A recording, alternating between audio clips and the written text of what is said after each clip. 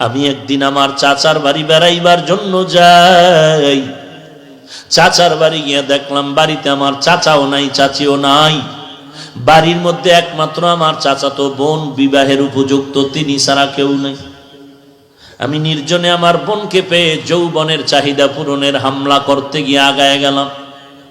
আমি বোনটাকে একটা ধাক্কা দিয়ে মাটিতে ফেলে দিলাম। দেওয়ার পরে আমি বোনের বুকের উপরে যখন বসতে চাই, তখন দেখি আমার বোনের চোখ বেয়ে বেয়ে পানির ফোঁটা মাটিতে পড়তেছে। আমি তখন বললাম, এ কলিজার বোন, এমন একটা আনন্দ মুখর সময় তুমি চোখের পানি ছেড়ে কেন কান্না করো? আমার বোন ডাক দিয়া কয়, ভাই তুমি জানো এই ঘরের মধ্যে আমার মা নাই, আমার বাবা নাই, তবে আল্লাহ তো আমার দিয়ে তাকায় আছে। আমার এই বয়স পর্যন্ত কেউ একটা চরিত্রের কলঙ্কের দাগ আমার শরীরে বসাতে পারে না। ওরে ভাই, তুমি যদি চাও আমাকে হালাল ভাবে বিবাহ করিয়া নেও। আমার মা বাবায় যদি রাজি না হয়, আমি আমার আব্বা আম্মাকে রাজি করানোর চেষ্টা করব। তারপরও তোমার পায়ে ধরে বলি, তুমি আমার জীবনটারে নষ্ট করিও না, আমার জীবনের মধ্যে কলঙ্কের দাগ বসায়ও না। যুবক কান্না করে বলে, রে মালিক। তখন আমার বোনের কান্না দেখিয়ে আমার দিলটাও নরম হয়ে গেল। আমিও হাসরের ময়দানের কঠিন বিচারের ভয় অন্তরে ঢুকলো। ও আল্লাহ, তোমার ভয়, আমি আমার বোনকে নিরাপদে ছেড়ে দিলাম। আমি আর গুনাহের দিকে যাই নাই। ও আল্লাহ, আমার যদি এই কাজটা যদি তোমার পছন্দ হয়, মেহেরবানি করে গর্তের থেকে পাথরটা সরায়া দাও। যুবক কান্না করে দোয়া করা মাত্র পাথরের 3 ভাগের 2 ভাগ সরে গেল। 3 নাম্বার যুবক হাত উঁচু করে দোয়া করে, আল্লাহ আমার মতো গুনাহগারের জমিনে কেউ নাই, তবে জীবনে একটা ভালো কাজ আমি করেছি। আমার মনে হয় আমি ঘরের মধ্যে বড় গরিব, মানুষের বাড়ি কাজ না করলে আমার ঘরের চুলায় আগুন জ্বলতো না।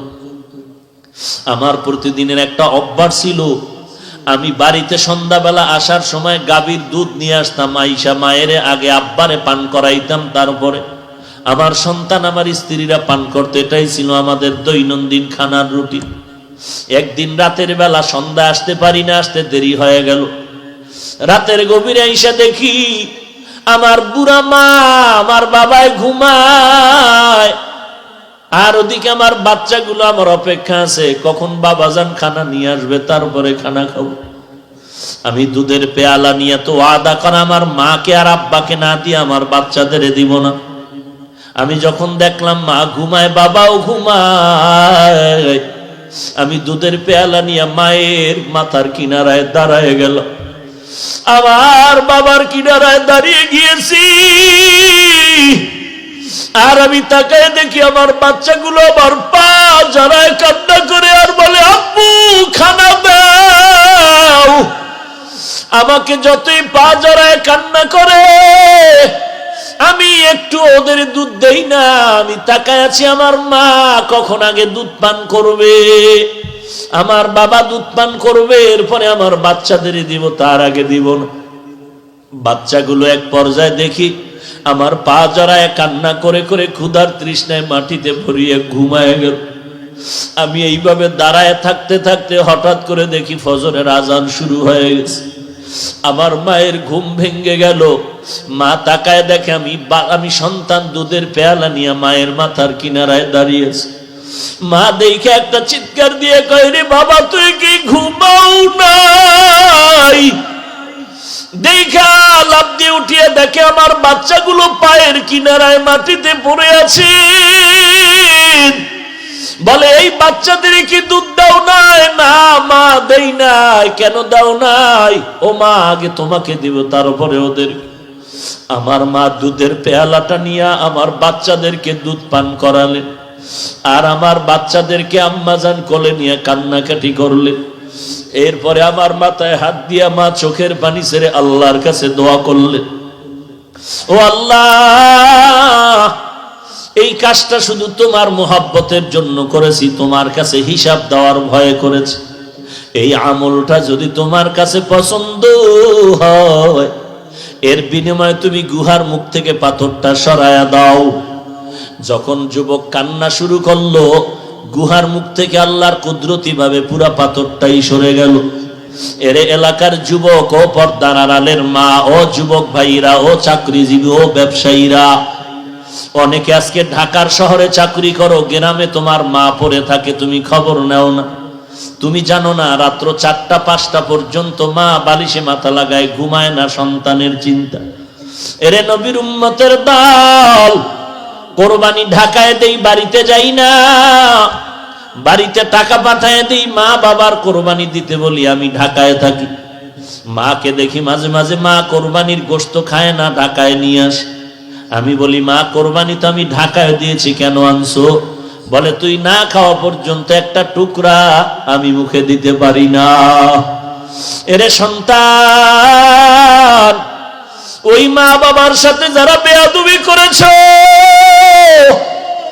ওই মা বাবার সাথে কোন দিন যেন বেয়াদবি করেছো রে সন্তান, তাড়াতাড়ি ক্ষমা চাও। যার মা নাই তার দোয়ার দরজা একটা বন্ধ, যার আব্বা নাই তার দোয়ার দরজা দুইটাই বন্ধ। আমার মায়ার নবী শিশুবেলা থেকেই বাবারে একটা আব্বা কয়া ডাক দিতে পারেন নাই। আমার নবী মা হারা বড় ইতিম। একদিন মাঠে খেলতেছে বাচ্চারা, নবী বসে দেখতেছে। সন্ধ্যাবেলা দেখে সব ছেলেদের বাবারা ছেলেদের কোলের মধ্যে নিয়ে ঘরে যাইতেছে। মায়ার নবী একটু ডানে বামে তাকায়, শিশু বাচ্চা খুঁজে, আমার আব্বা কোথায় গেল। মা আমেনা ঘর থেকে বের হয়ে দৌড়াচ্ছে। লোকেরে ডাক দিয়ে, আমার সন্তান মুহাম্মদ রে দেখছো নাকি? বলে, হ্যাঁ, ওখানে বসে দেখছি, বাচ্চাদের খেলা দেখতেছিল, যাও। আমেনা জিয়া নবীকে যখন কোলে জড়ায় নিল, মায়ার নবী বলেন, ও মা, সব ছেলেদের বাবা দেখলাম, আমার বাবা একটু। মা আমেনা ডাক দিয়া কয়, সন্তান, তোর বাবা তুই দুনিয়াতে আসার আগেই সামদেশে ব্যবসা করতে গিয়ে আর ফেরত আসেনি। মার গলা জড়ায় নবী কান্না করে আর বলেন, মা বলো আমার বাবার কবর কোথায়? একটু কবরের কিনারায় গিয়া বাবারে সালাম জানাও। এরে যুবক আল্লাহর গোলাম, পীরের দরবারে কত হাদিয়া তোহফা পাঠাইলা রে বাবা। পীরের দরবারে কতবার বছরে দৌড়াও, শাহজালালের দরবারে দৌড়াও, শাহপরানের দরবারে দৌড়াও, অথচ তোমার বাড়ির পিছনে বাঁশবাগানে তোমার মা বাবার কবর। একবারও তুমি ওই কবরের কিনারায় দাঁড়াইয়া সূরা ফাতিহা কুল হুয়াল্লাহ সূরাটা পড়ে দোয়া করতে পারলা না। আল্লাহর কাছে দোয়া করো, কান্না করো, আল্লাহর কাছে বেশি বেশি কান্না করো। দুনিয়াটা কিছুই না রে যুবক, এখানে সবাই বয়ানে বসছো, ঘর পর্যন্ত যাওয়ার গ্যারান্টি কারো হাতে নাই। এরে নবীর উম্মতের দল, চোখ দুইটা বন্ধ করে দেখ জীবনে কত অন্যায় কত জায়গায় করেছো। এরে নবীর উম্মতের দল, এই অন্যায়ের খবর যদি আমার মা বাবায় জানতো, আমারে কেউ সম্মান করত না। আল্লাহ বলেন, আমি জানার পরেও পানি বন্ধ করি নাই, বাতাস বন্ধ করি নাই। এরে যুবক আল্লাহর গোলাম, খেলার মাঠে কত বন্ধু নিয়ে খেলাধুলা করছো, আজ অনেক বন্ধু কবরে চলে গেছে। একদিন ডাক আসবে, তুমিও থাকবা না। লেখাপড়ার টেবিলে কত বন্ধু নিয়ে আড্ডা করেছো, আজকে অনেক বন্ধু কবরে চলে গেছে।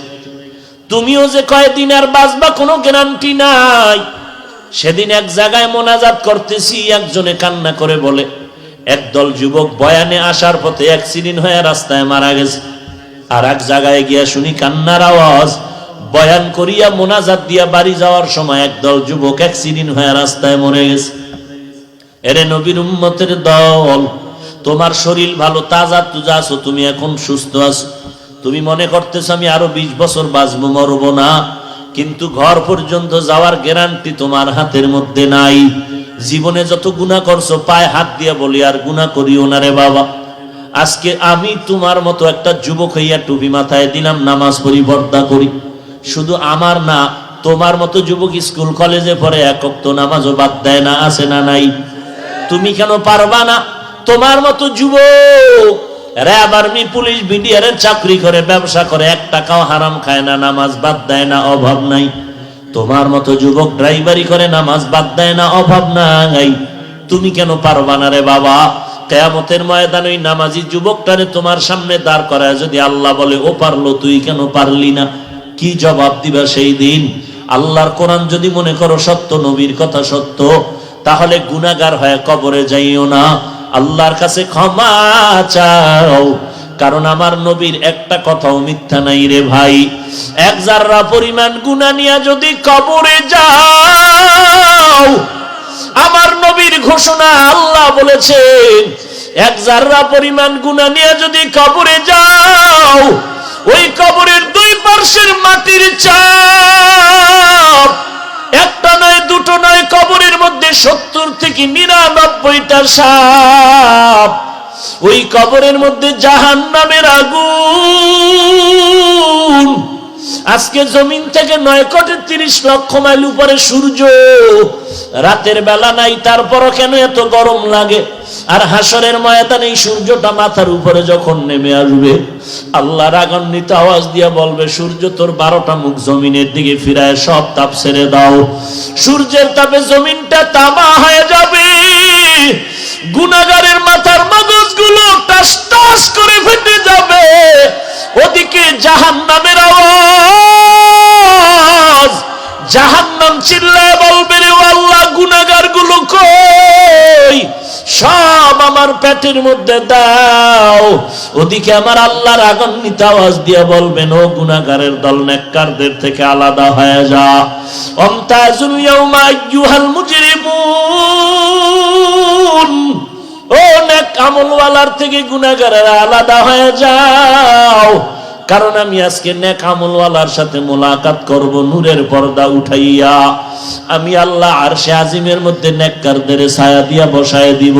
আমি এদের জান্নাতের মধ্যে ঢুকাইয়া আমি আমার আশিকদের সাথে মোলাকাত করব, আর গুনাহগারদের সাথে আমার কোনো আজকে কথাও হবে না। আল্লাহ বলেন, এদের বাম হাতে আমলনামা দিয়া জাহান্নামের বেড়ি পরায় জাহান্নামে পাঠায় দিব। এরে যুবক, একটু আমলনামা দিয়ে তাকায় দেখ, জীবনে কোন দিন কোথায় কি পরিমাণ গুনাহ করছো কেউ জানে না, আল্লাহ জানেন, তুমিও জানো। আজকে এই সুন্দর একটা সুযোগ পাইয়া আল্লাহর কাছে তওবা করো, ক্ষমা চাও। গলায় চুরি আসবে, জীবনে আর কোনোদিন নামাজ ছাড়বা না, বেপরদায় চলবা না, মা বাবারে কষ্ট দিবা না, আলেম ওলামাদের বিরোধিতা করবা না, আর কোনোদিন গুনাহের কাছেও যাবা না। তোমার মতো যুবক যদি স্কুল কলেজে পড়ে নামাজ পড়ে, তুমি কেন পারবা না? তওবা করো, আল্লাহকে বলো, আল্লাহ আমার মতো যুবক যদি নামাজ পড়ে আমি কেন পারবো না, তুমি তৌফিক দাও। আজকে থেকে এক ওয়াক্ত নামাজ বাদ দিব না, মা বাবার সাথে বেয়াদবি করব না, আলেম ওলামাদের সাথে বেয়াদবি করব না, মুরব্বীদের সাথে বেয়াদবি করব না, সহিভাবে কোরআন পড়ব, 5 ওয়াক্ত নামাজ বা জামাত আদায় করব। ও আল্লাহ, তুমি আমার তওবা কবুল করে নাও। যদি গলায় ছুরি আসে মরিয়া যাব, তারপর নবীর বিরোধিতা করব না।